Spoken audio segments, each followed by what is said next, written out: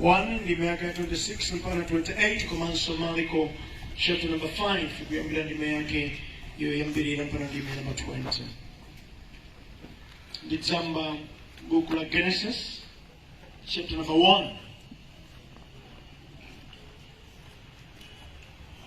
Zitatha izi Mulungu anati tipange munthu chifanizo chathu monga mofanana ndi ife, kuti alamulire nsomba za mnyanja, mbalame za mlengalenga, nyama zonse zoweta ndi zonse zokwawa pa dziko lapansi ndi zamoyo zonse zakutchire. Ndipo Mulungu analenga munthu mchifanizo chake, anawalenga mchifanizo cha Mulungu, anawalenga iwo mwamuna ndi mkazi. Mulungu anawadalitsa nati kwa iwo, mubalane, muchulukane, mudzadze dziko lapansi ndipo muligonjetse, mulamulire nsomba za mnyanja, mbalame za mlengalenga ndi cholengedwa cha moyo chilichonse chimene chimayenda mokwawa pa dziko lapansi. Marko chapter number 5.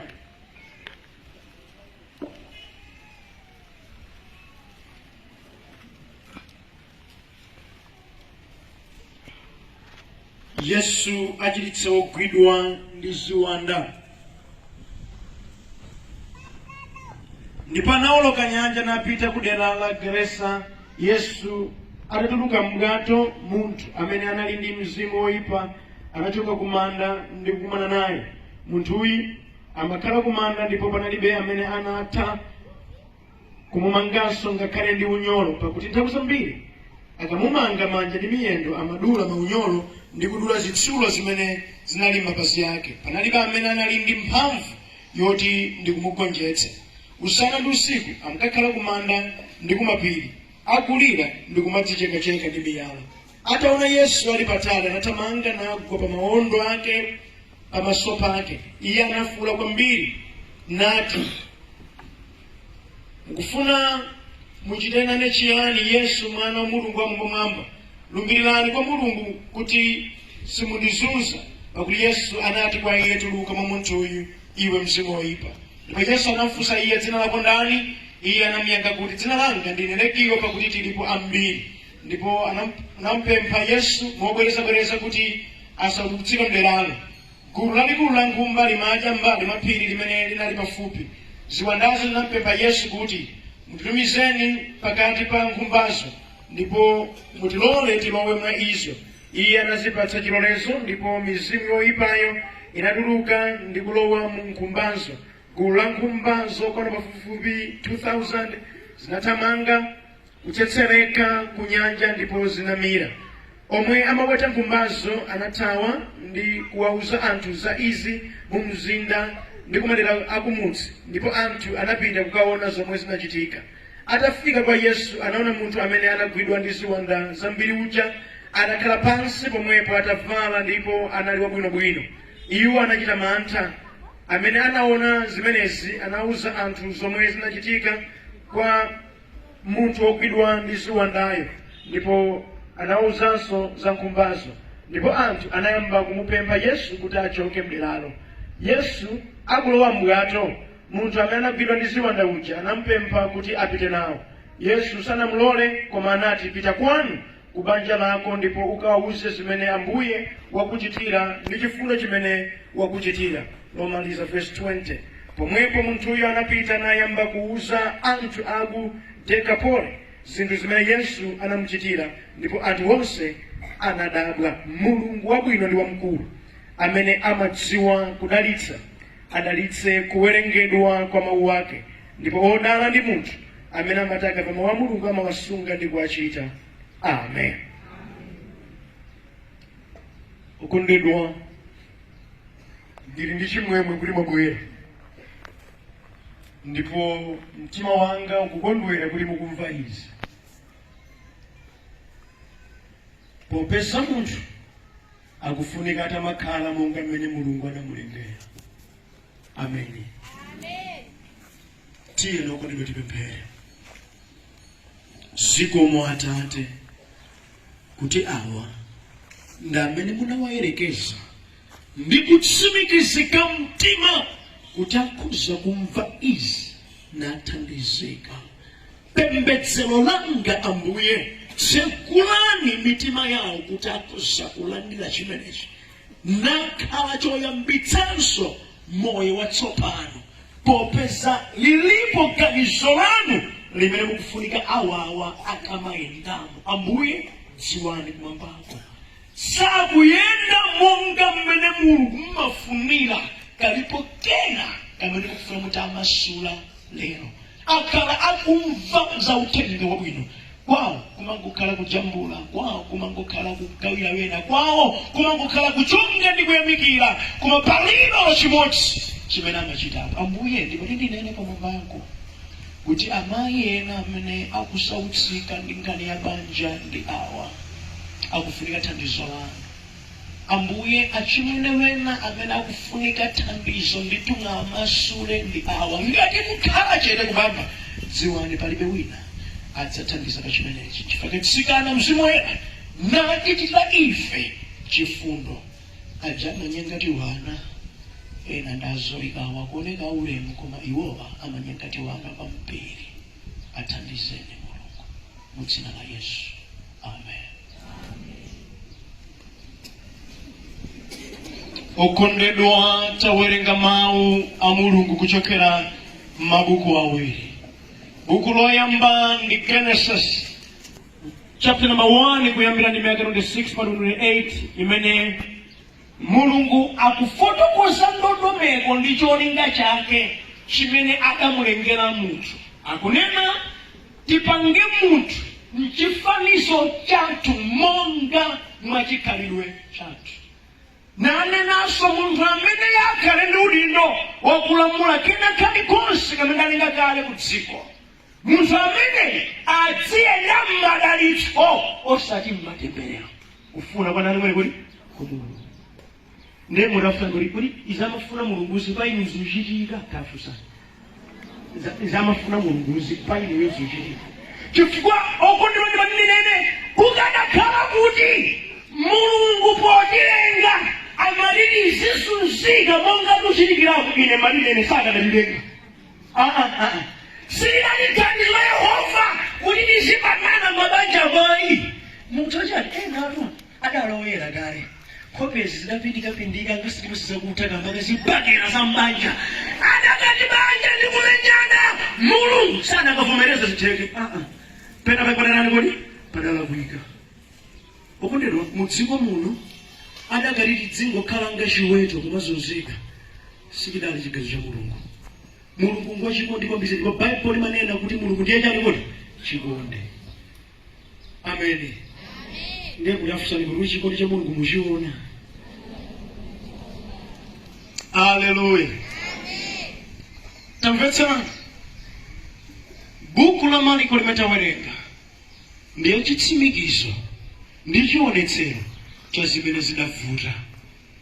Mdierekezi adamuchenjera munthu nampatsa ziwanda.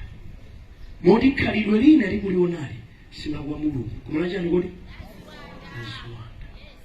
Ulefusoni balema lakuwa Mulungu mmachita kuna lakumedima.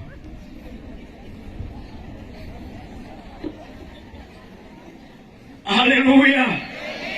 Tamvutsani munthu wautenga kukhala chimene wondilenga mafuna. Amen. Okudoni balindi nene okulengani ngwa chikondi, okulengani ngwa bwino, okulengani adaganiza mozama. Siku la pansi lisathe uyu asadapite amene ndine cholinga, amene akaonetsera ukulu wanga, ndipo wena akadalitsika chifukwa kuti chamene ndino waphindu inuyo. Mudakati phindu mulibe, Mulungu sadakakulengani. Amen. Tauzani naneso ndine waphindu. Madauze mwana asidziwa naneso ndine waphindu. Mondilenga kudziwa ndine waphindu. Amen. Mudziko la pansi timaonerana mkodi ndi kumanyozana. Silo chuma ndi maonekedwe, koma dziwa ni Mulungu. Opolenga aliyense alina njolinga. Amen. Mudi bali kulipitsa linosa amene mwina anthu amakunyozani, mmadzionera pansi, mmadzola ngati mulibe feeling. Ayi, ndi bodza la Satana. Koma Mulungu wokulengani amadziwa kuti mulili phindu. Amen. monena kuti musamatengere zimene wena akunena, tengerani zimene kumwamba kudanena. Haleluya. Tsono lokulengana amati maonekedwe anu muzioneka ngati iye alili, mkaganizidwe kanu muziganiza mmene Mulungu alili. Monena kuti wina amene angaonetsere kuti kuli Mulungu mukhale inuyo. Challenge ndi iyi, tandimvetsani. Mulungu amene amanena kuti mufanane nayeyo mumudziwa kodi? Ndi amene alenga kumwamba ndi dzikoli, ndi amene adapanga plani pakhale phiri apa, apakhale mtsinje, apakhale chagata, apakhale chagata. That means Mulungu amaganiza. Amen. Ne Mulungu uyo akuti mufanane naye, mwachitako chani choganiza choonetsa kuti inuyo ndinofanana chauta? Tafusana lero, mwachitako chani choonetsa kuti inuyo mmaganiza ngati chauta? Amen. No, Mulungu akuti ameneyi akhale ngati ndani kodi? Ngati ndekuti Mulungu ali ndi chiyembekezo munthu wanu mudzigwira ntchito. Adakata Musa Juma nene kuti okondedwa kuli chitsitsimutso ndipo aliyense pobwera kulangire lake ena mukadakhala apa. Simakadabwera sidakateka. Chifukwa kale kutsilingalira sizitekanso. Kuti mwatse unali kwena ndamatama koyenda kuno koma kwawo ayi ndithu sangalole bilibideko sizingateke. Chifukwa kulingalira kwawo nkwa mtundu wina. Satsogoza zofunika sachita moyenerera. Mbali zimene amadyera kwawo kuyera kosekwe akundidwa kulingalira kwasowa. Nzeru zimene chauta adampatsa mzuzulwani kodi sizikuonera. Murangofusa kuti alemba kuti nzeru za Mulunguso ndi izizi. Haleluya. Nzeru za chauta chifukwa kulengani Mulungu amali mukhalenge ndani kodi ngati. Number 2, akuti mukhale ndi chikhalidwe changati ndani kodi Mulungu. Mulungu ndoyera, ndiwa discipline kwambiri. Kukhala kwake amachita madongosolo. Mulungu siya viyaviyayi ndithu ndiwa protocol. Amadziwa zofunika kuchita ku nthawi yake. Siwaphuma sachita zinthu modzidzimukira iya. Kuti mukudziwa kodi adalipo mukankha Mulungu kuti nthawi yolenga munthu yakwana? Adalipo? Amachita pachali kodi papesi yake. Nga inu phumali kuberengera nzano asango kanga likawivika nakakikaoneka bwino nanunso makatenga dzano mwaikanga ni iyeyo. Phumali imeneyi manje nzano amba business yakati mwatengera zomwezo Mulungu wake ndinu chifanizo cha ndani nkhado limeneyi.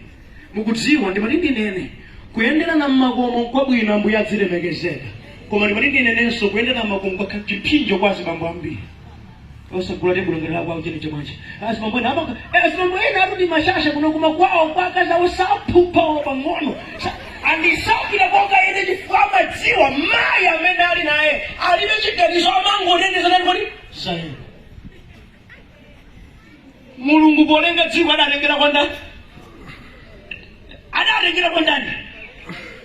Tsono inu bwanji zambiri machira zotengera zokazoka mulibe chiganizo pasatu olomafale losi mwalengera soka wina wake mnamuona wina wake si chiganizo cha mayo lomwe. Kuli mujoke kunoku muone wina wake apo akugula sausage, inu mulebe program ya sausage mugula sausage chifukwa mwalengezana za munthu kufanafana ndi aliyense. Mulungu sali choncho. Mulungu amayima pasake. Amen. Nyerekeza atagalukira dambitsa zake Mulungu adalengerapo zimenezo.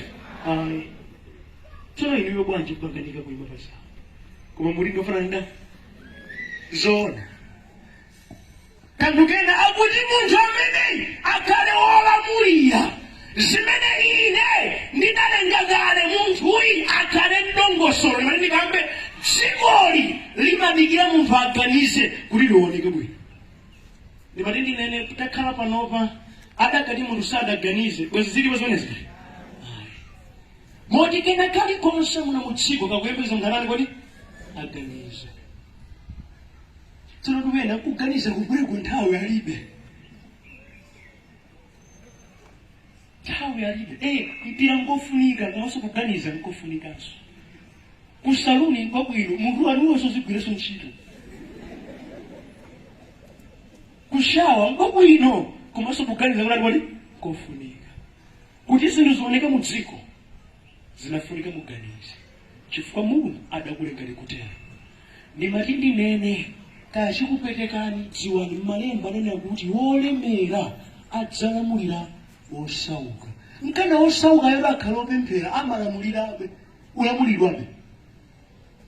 That's why mupeza kuti mmipingofe tikaona kuti wina wake kandi wandale ali ndalama koma amaledzera nchida kwa zili hule timayiranabe kuti adzatipatse kanthu. Sidila na moyo wawo timayirana kuti thumba mwawo kuti mutithandize popeza kupempherafe dzatilaka pena. Andi utendaso mmene timapenya timapanikizika kuti nanga tikatudzulaso zomwezo igwira ngati kuti okondedwa amatikonda tonse Ambuye. Amen. Ukudziwa kuti kukhala thandizo lina kumene kuti mati ndinene ndikuvomereza ndithu kuti chikunja chikutilamulira. Tetivomerera chasoweka nchani kuganiza. Ndimachita mantha ine kamaona akunja amatha kuguma omwe wanu mundichitira umboni mmatha kugulira na mowa kuba mowa tapenyani kuna mowa koma kuti okondedwa tithandizane kutukulana zimatani kodi zimavuta. Ndimachita mantha nkamona nkhani ya zamaliro munthuyi ali moyo ali bwinobwino anthu salumikizana kuti amthandize koma maliro akachitika amasonkha ndalama kugula bokosi kuipa mtima kwa munthu kuti kodi kuti mukezi munafoni wangasokuyikani madonas adzapezeka mbise koma lero oli mulibe silipasi sapezeka ukufekani sizicheka kuti ndikukwanitsa chimene Mulungu amanena ngati Baibulo likunenanso likuti adawadalitsa ndekuti ali muzimu. Adamu ndi Hava ali muzimu sadaonekere muthupi koma wadali kale kodi wadalitsika kale. Ndeni mati ndinene ngati pomulenga munthu ndi mzimu wake omwe ukhale wodalitsika nanga inu unyadira matemberero kubwanje ali kuti amene unyadira ufulira kunyadira ndithu. Ife kumasaya bisezemo iti dasowera kale kafungo kake ndi nkhuku kale fungo limakafu simmene Mulungu adatitengera. Alipo tupano anthu ena amene sipuni yakalekale adakasungabe akuli zolimba za Tanzania zolimba za Joni zolimba koseko kuti nkunena kuti kusumira kukalipo kulozera kuti zatsopano pali danger pakani yakuphatikiza kusautsidwa ukanike kuganiza ndi uzimu zakuvuta nkuganiza basi mpene kuti ife uzimu njani kuti nichoncho ife likanjoya kumwamba likanjoya aulemelero kumwamba aulemelero zoonadi koma sikuchithawa pasipano ayi tikanjoya kumwambako pasipano zikayendanso.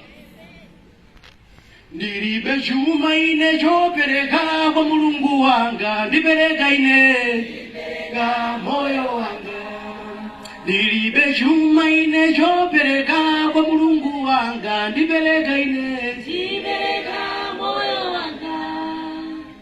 Pankane yachipulumutso zogwira izizi pankane yogula madairosi mulipatse moyo wanu nkuli amalolo madairosi ndi moyo simatheka sizingateka. Amen. Pankani yachipulumutso simukadani kodi simukagula tivomene koma nayo pankani yomanga izo ndifuna khobi ulipatse tigule maglasi. Okay, wina akabile kukuja ndikula ukondedwa ine ndinambusa kambiri ndabwera kumango chikuno tikufuna tingochita za mawu a Mulungu ndiye tikusokera magroceries ndiye tangolipatsani tipemphere angapereke yonda sizingateke ndezina sizisoveka ndi pemphero zimafuna kuti idalitsolo likhale ifeyo ndilionekere. osamana na mizira mbuye nilibeli zakuvuta kaiweyo pankhani ya dziko lino koma na pankhani ya kumwamba ndenivomereze chifukwa palibe munthu amene akhoza kugula chani woti chipulumutso ndi ndalama. That's why Yesu analifera na atipulumutsa.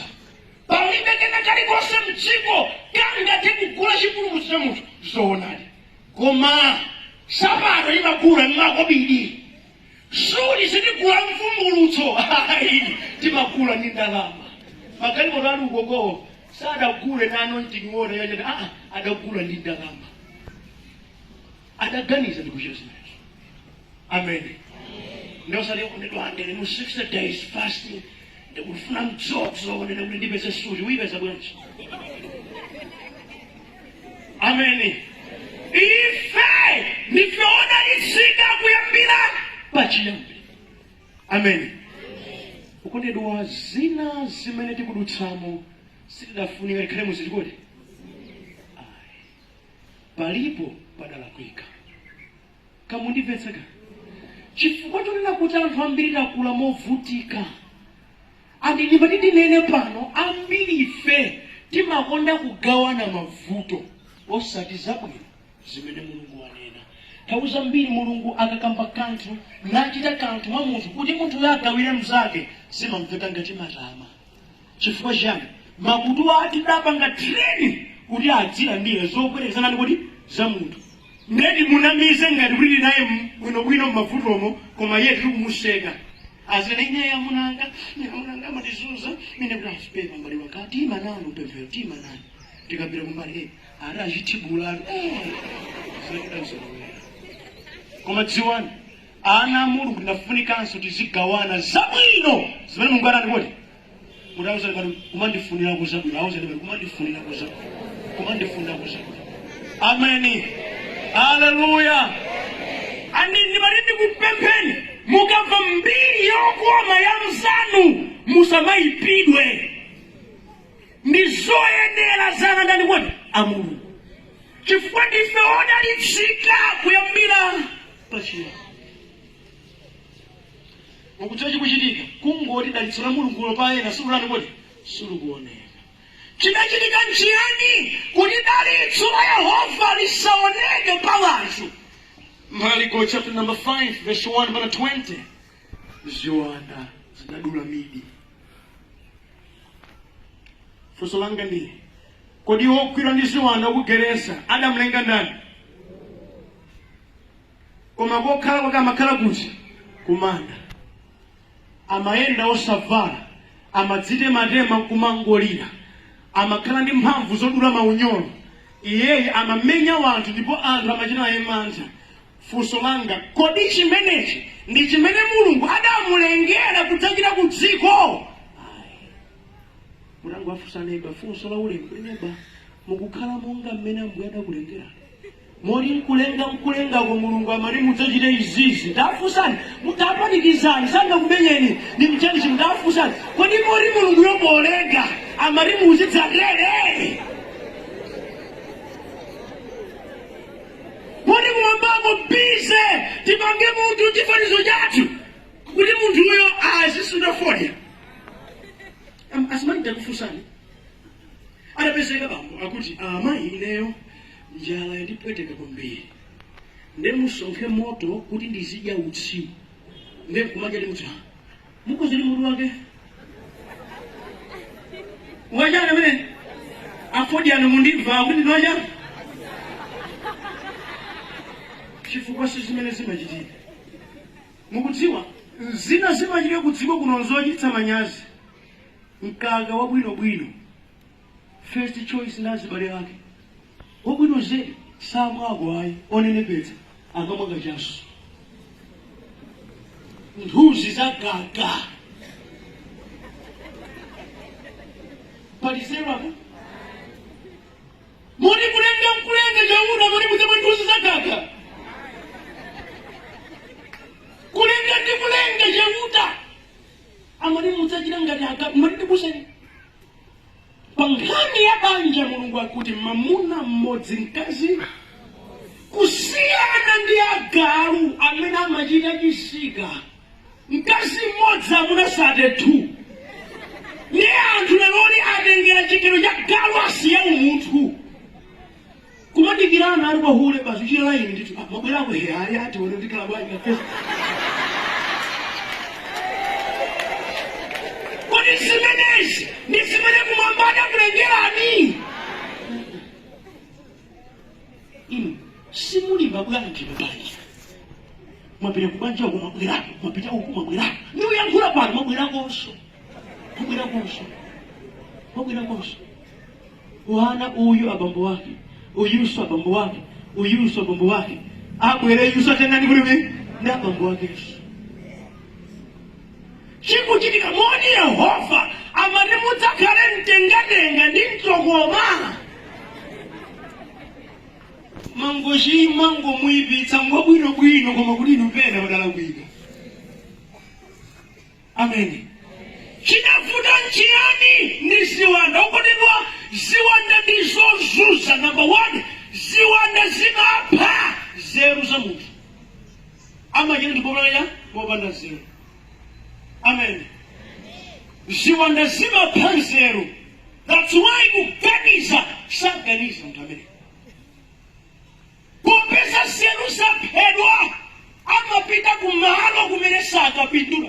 Bible kuti munthu amene amakhala kumanda funso lake kuti kumanda kokhala inu mapezeka kuti nthawi yaitali afuna nthawi yanu yaitali makhala kuti afusa nthawi yanu yaitali makhala kuti nthawi yanu yaitali mapezeka kuti ni manena pena kuti ena omvetsa chisoni ndi anthu amene amakonda bawo kwambiri. Bawo basi yomba mmawo panoto dadya ani wajayo kuti biyala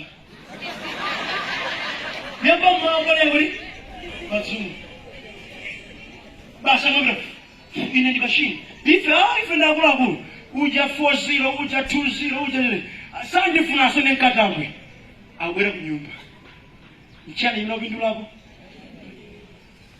nthawi yanu ibakira shoka 24 hours mukudziwa olemera 24 hours a day osaukaso 24 hours mulungu pa nthawi sakondera zimatengera mmene iwe nthawiyo ukuyigwiritsa ntchito.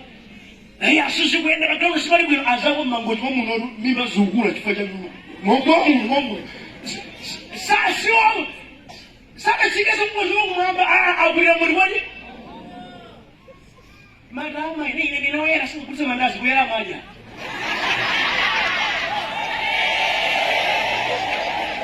selu zinafa andi mariti gambe ndidaji na chini pena ni Watuena zelu zinafa ama kakabila sopendeka kumafuna kumenyana chifo cha magari mwanu wake.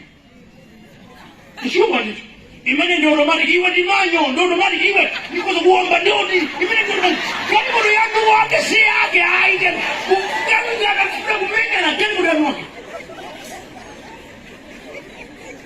si wakudza sabwe lako sada kulego kuma kukwita ndikoza kuba iwe sama imene ndikutsi natsiona kali moto ine imene ndi manyo mkangano wake wa zimenezi phindu lake kukundidwa kukhala mu church ikangofika 12 o'clock mwayamba kuthawa pa WhatsApp mumagona nthawi kamba ni chilungamo mumagona nthawi zanji kamba ni chonga. Of course I know kuti ena mabando akeso ngoja kupempha mbuya kukhululukireni mumagona nthawi zanji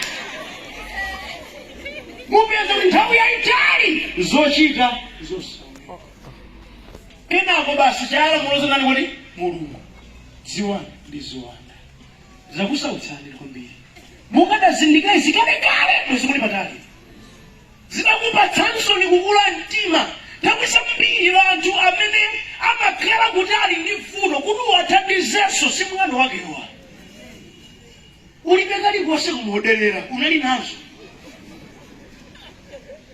Haleluya. Kaulina Bible kuti munthu amene amatha kummanga ena achisoni amafuna kumthandiza ngakhale iwo amamanga thupi koma mzimu imene ali mwa iye sangathe kuyimanga. Bible kuti amadula amaunyosewu ka munthu kowonda kathupi lake lokatambira kumafupa koma amakwatitsa kudula chimapangitsa kuti adule maunyolo nchiyani ziwanda zimampatsa munthu mphamvu zachilendo. Ine ndine D7 machine mkazi mmodzi sandikwana uko kuli mkazi havuiza nyumba kulisi ziwanda sizonyadira ndi chiwanda ichi chagalu ichi chachisika chimenechi moni momwe muna galu mzili my friend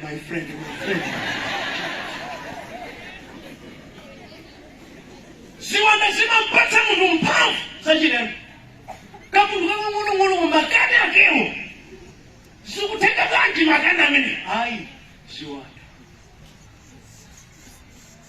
kukwanitsa kuchita zimene munthu wanomo samberani kodi sichonyadira koma changi kodi simmene mulungu adalilengera.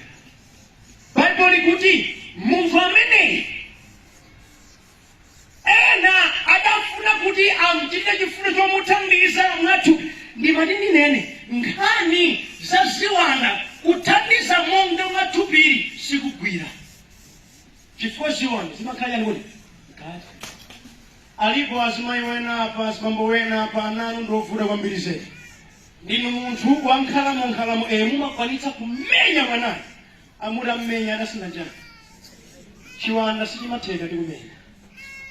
Enanso mulipo amuna anu munali ndi mzimu omaledzera wazimayi mmalero inayo yapirine ngoja mukumbukira mnandenga kuti omuti alina msuzi wamagazi sizingateke uyu adafunika ngapemphera.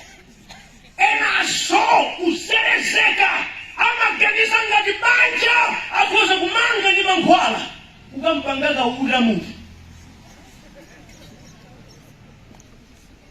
Ayi samalani muona ungasabwinobwino munthuyu afunika mulungu. Ena anapangako mankhwala tere kungompusitsa munthu kumdyetsa kuzungulira khonde imango seke kodi munthu akuchita hayi akudza ndibvereza munapanga zimenezi pindokecha mayankho akuthupi sagwira paziwanda. Waziwanda akufunika Yesu basi. Amen. Ndinapita kutumikira kwina ndimagawana nawo abusa ndiyena kuti ndimaphunzitsa nkhani yake yomwe ndiye mayi wina adavomereza kundikhoza magawana kwaize ndiyena chifukwa iye kuyambira